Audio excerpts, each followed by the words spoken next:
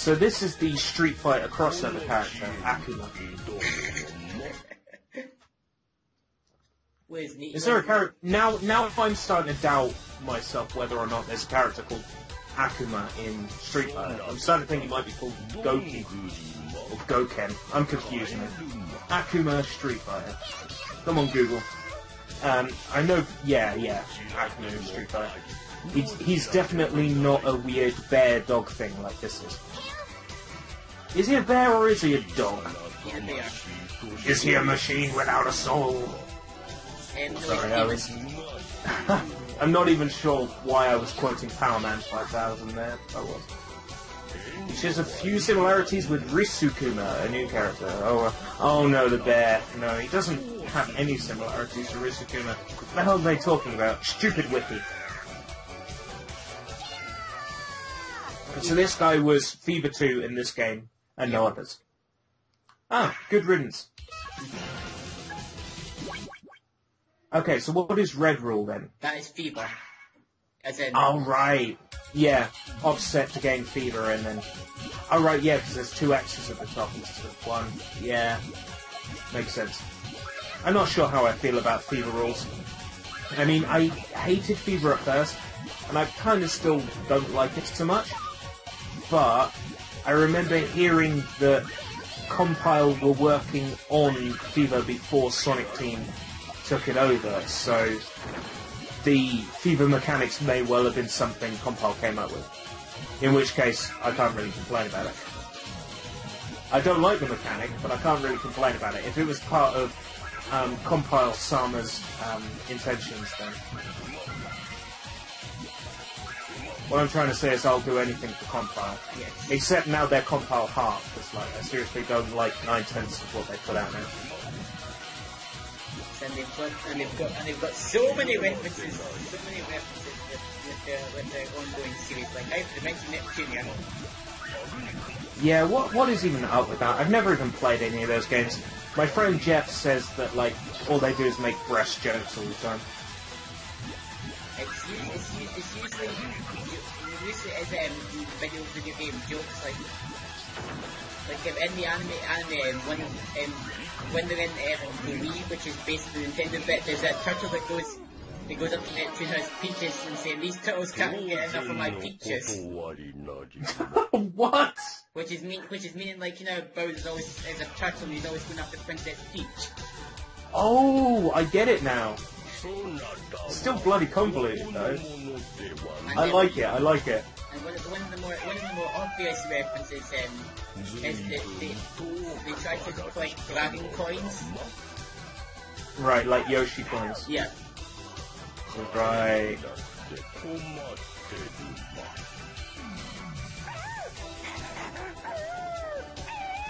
Oh, the dragon thing that never appeared again in any games. What you're looking at here is 2 characters that are now completely irrelevant. Yep. Having a discussion about how completely irrelevant they are. Probably. I can't read Japanese. After listening to Japanese so much, I could probably say some of the Japanese that we say, but not actually translate it. I know some Japanese words. Jama Shinoide. That means fuck off and die. Yeah, I know a few. Not any useful words though. It's kind of spoiling for 20th, but I'm gonna say it anyway. I know how to say Korewa Romata, which means that was a dream. That's what Satan says when he loses in 20th. Alright, yeah. I think I ended up unlocking everybody in 20th eventually. I'm not sure if I beat everybody's story. I think I did. I went pretty mad at that game, like, earlier this year, because it was a freebie on Japanese PSN. I just, like, threw myself at it. There was a reason to charge the Vita, because otherwise I just, yeah, didn't feel like playing it. I hope at one point I will get myself a Vita, and then maybe get Danganronpa 2 on it. I'm interested interested? Wow, I'm not even that drunk. I'm interested in the PlayStation TV, like that box thing that plays like Vita games, because that's like going to be the only way to record a Vita game, like at all. Yeah. It would be great if some of the games I want to cover I could record. I mean, the one game I would love to do a video on, like right now, if I could do it, I would drop everything and do it. Like, no offense to your videos, but I would drop the recording right now if I could do it. I really want to do a video about Gravity Rush. That is the best game I've played on Vita. Like, nothing else even comes remotely close to it. It's like playing a console game on a handheld. And it's the first time I ever felt that. Like, even Super Mario 64 DS, you're playing it and you're like, wow, this feels like Mario 64. It still doesn't feel like you're playing a console game. No. But when you're playing Gravity Rush, you don't think you're playing a portable game. You think you're playing a console game. So to play that game on TV, in HD, random pause, would just be amazing. Oh wait, I realised, you're playing on Fever Rules, so this match is going to go on quite a while. So we could talk about lots of off-topic stuff. Like how awesome the Comic Zone soundtrack is. Isn't it amazing? Like, I hear a lot of negative things about the Sega Mega Drive sound chip. Like, there's a lot of people who say, oh, the Super Nintendo sound chip is superior. And it probably is, because after all, it was made by Sony, so... You know, like, they had years of audio technology, like, experience by that point. But here's the thing. The Comic Zone soundtrack, right, it's all rock-style music. Yes. The thing is, that Mega Drive sound chip can do an amazing, like, it's like chewing wasps, like this metallic, grindy sound that sounds just like an electric guitar. So that soundtrack blasting out of the Mega Drive system sounds amazing with that grungy guitar sound. It's beautiful. People always complain about the twang to the Mega Drive, and I'm like, what? No, that's the best thing about it. Oh yeah, absolutely. The fact it sounds like a robot coughing up phlegm is what's so great about it. Sure, the Super Nintendo has these like the Chrono Trigger soundtrack and the Final Fantasy soundtrack. It's basically anything Square put on that system. Was soft and mellow, and it had beautiful, realistic sounding sounds. To the point where it blurred the line between video game music and actual music. Whereas the Mega Drive, you can't listen to a song on the Mega Drive and go, oh, that's a nice piece of actual music, or that sounds like real music. No, it still sounds like a video game tune. And I think that's why I prefer it, because it doesn't sound real. You think you can, it's just, with the Mega Drive, it's like, it feels like you can just go into this other world that you're obviously playing through. I can't say I've ever been like sucked into a Mega Drive game in that way since I was a wee little kiddo, but I will admit that when I was younger, the Sonic games, just the music in those games, sucked me into those worlds like so much. Like, you say to someone, Starlight Zone, they instantly know the piece of music. They know what you're talking about. It plays in their head, and it's golden. You know? It's that kind of thing with the Mega Drive. It's just those tunes stick. No matter what, when I always think of Sonic 2's soundtrack, I always immediately think to Metropolis and Insane Night and Hilltop. Really? Yeah. I immediately think Emerald Hill. Chemical Plant, if I'm really Chemical Plant. Oh man, stop reminding me that exists. And stop reminding me that they picked that over any other zone for Sonic Generations. It's ridiculous, right? You know, like, the scale of Sonic Generations, the size of it, what that team was capable of doing with the areas in those games, right? Why didn't they pick Wing Fortress? Wing Fortress in HD would have been beautiful. How about all the tunnels and alleyways in Mystic Cave?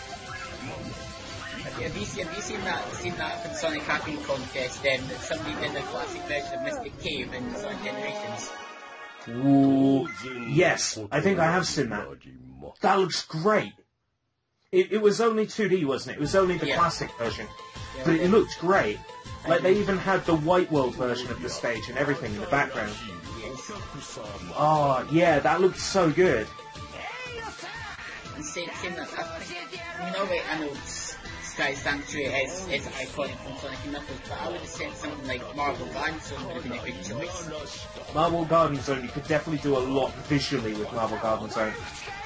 If I were picking from Sonic 3 and Knuckles, I'd have probably picked Sky Sanctuary, but I would have liked to have seen a full-length Standopolis that goes into the pyramid. That would have been awesome. I would have loved to have seen that. Like, there's that hack Corvid dude was doing to put Pyramid Cave into Sonic Generations, and that looks good. I'm thinking, just imagine what Sonic Team could have done if they had taken Sandopolis and done the same idea. Yeah. You know what I'm thinking they could have done? They could have released DLC of them, like Sonic 1, like for the game. Like, you could play, they remade every single Sonic 1 stage, every single Sonic 2, Sonic 3, Sonic Knuckles, you know this. That's a lot of work. Yeah. I'm thinking, if they wanted to do proper DLC for that game and not crappy little Casino Night Pinball thing, which is fine, it was good fun, but it wasn't really DLC.